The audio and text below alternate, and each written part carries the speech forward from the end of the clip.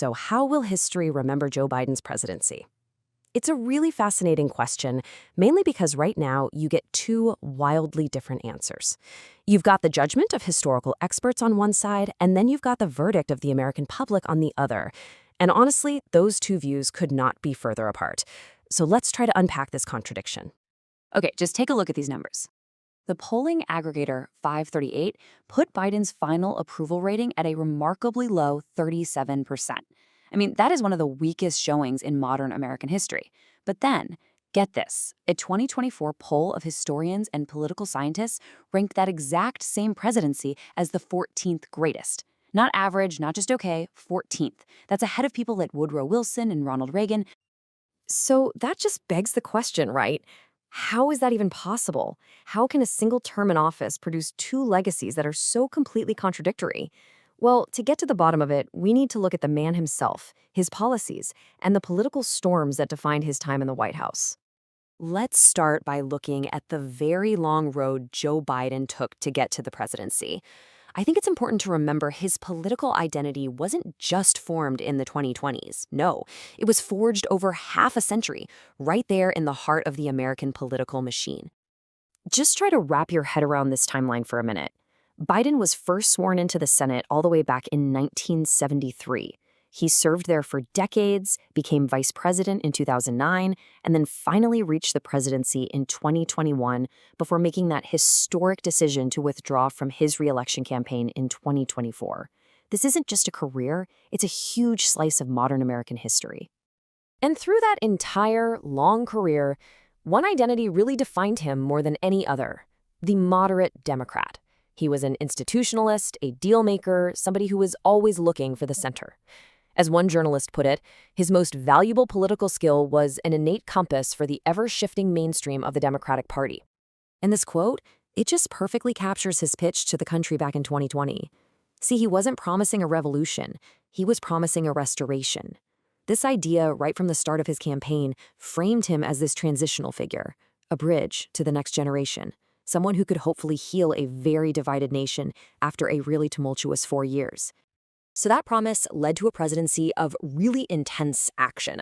It was defined by these sweeping new laws on one side and these overwhelming crises on the other.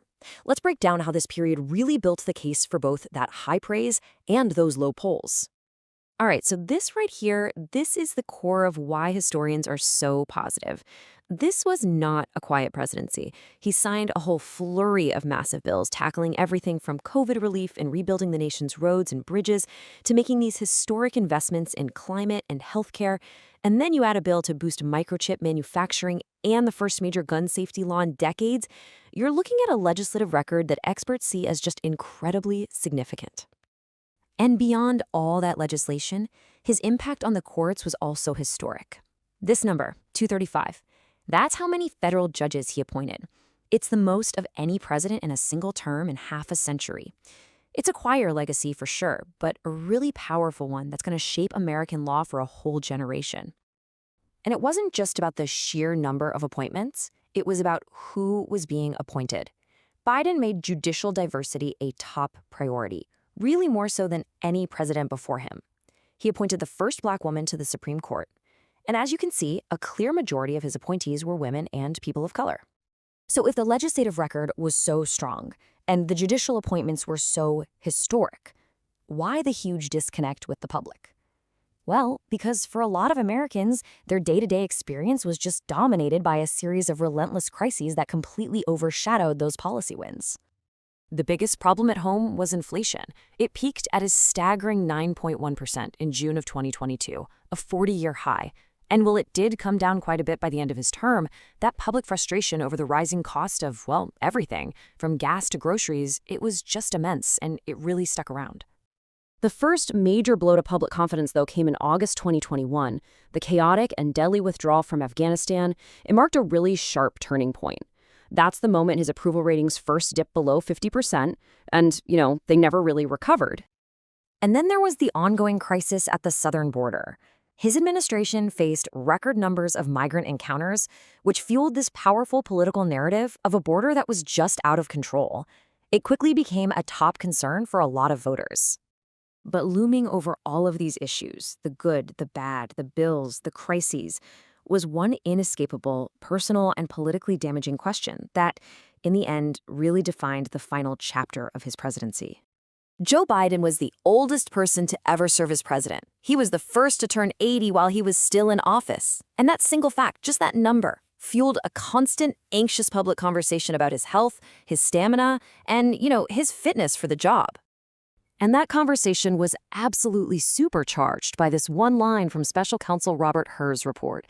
Now, the report cleared him of any criminal charges for his handling of classified documents, but that assessment of his memory? It was politically explosive. It basically validated the private concerns that so many voters already had. The real breaking point came in June 2024. A halting, unsteady performance in that first presidential debate against Donald Trump, it turned all those quiet concerns among Democrats into a full-blown political crisis, with widespread calls for him to step aside. And just a few weeks later, he did it. In a truly historic announcement, Biden withdrew his candidacy, saying it was in the best interest of my party and the country. It made him the first eligible incumbent president to decline a run for re-election since Lyndon B. Johnson, all the way back in 1968. So let's bring this all together and go back to that paradox we started with, because now we have the key pieces to understand these two competing narratives of the Biden presidency, both running on these parallel tracks. On one side, you have the public's verdict. It's driven by the immediate, gut-level frustrations of inflation, the perceived failures in Afghanistan and at the border, and of course, those overriding concerns about his age. But on the other side, you have the scholarly view, and historians, they often look past the daily politics. They're focused on a more durable legacy, major legislation, and what they see as the crucial act of restoring institutional norms, which is foundational to a healthy democracy. In the end, the Biden paradox leaves us with this one fundamental question. As the years go by and the immediate crises start to fade from our memory, which story is going to become the story? Will his presidency be defined by its substantial, long-term policy achievements or by the political turmoil and personal challenges that ultimately ended his career?